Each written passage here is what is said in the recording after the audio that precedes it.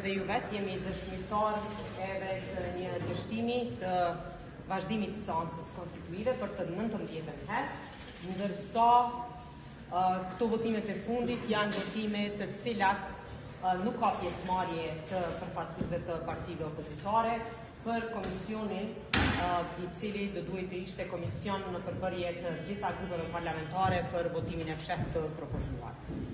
Në situatën aktuale jemi paksa kemi të paqartë se cila është kërkesa e opozitës në këtë situatë. Është e qartë se cili është synimi dhe objektivi ynë kur vim se cilën herë në kuvend. Vim për të votu, vim për të konstituu kuvendin. Por në situatën aktuale është tërësisht e paqartë se cila është kërkesa, është cili është qëllimi i opozitës.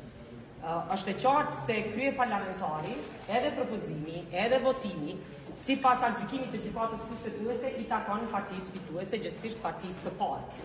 Dhe në këtë premisë ne jemi duke bërë propozimin, edhe natyrisht po vijmë për të kryer procesin e votimit.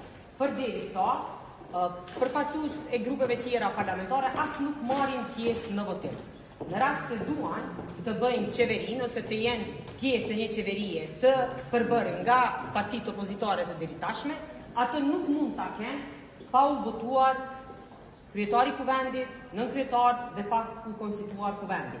Prandaj në rrethanën në të cilën jemi, është një situatë në të cilën bllokuesit të vetëm janë partitë të cilat sot nuk marrin pjesë në votim.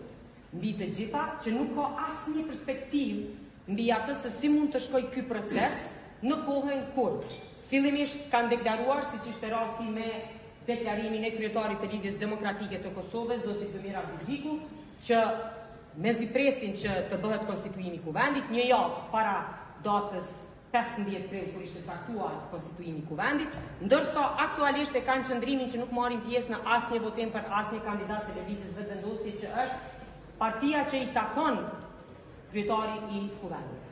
Përderisa partitë tjera kanë prezantuar qëndrime të ndryshme selektive në raport me zgjedhjen